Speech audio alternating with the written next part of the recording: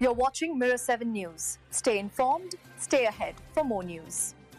So let me walk you through what's been unfolding in the Ashes right now, because it has been quite a moment, especially for England fans. Joe Root has finally registered his maiden Test century on Australian soil, and it couldn't have come at a more dramatic stage of the series. This is happening during the second Test of the 2025-26 Ashes at the Gabba, a day-night clash that already carried a heavy sense of expectation.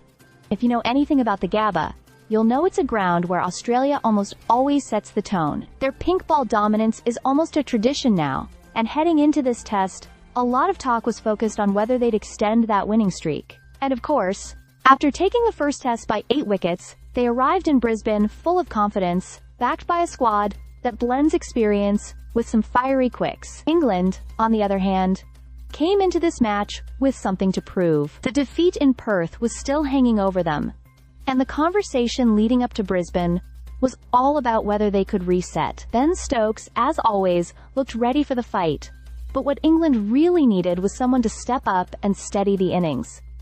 And this is exactly where Root's century has changed the energy of the series. The moment was built slowly, patiently, and under the lights, which is never easy with the pink ball swinging and seeming like it's got a mind of its own.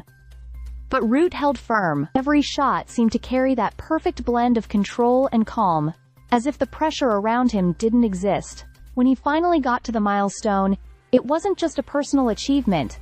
It felt like a spark for England's entire campaign.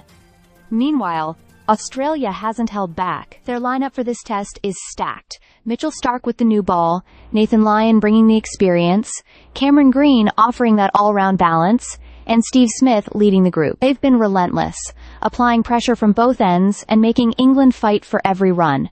But that's what makes Root's 100 so significant. It wasn't handed to him.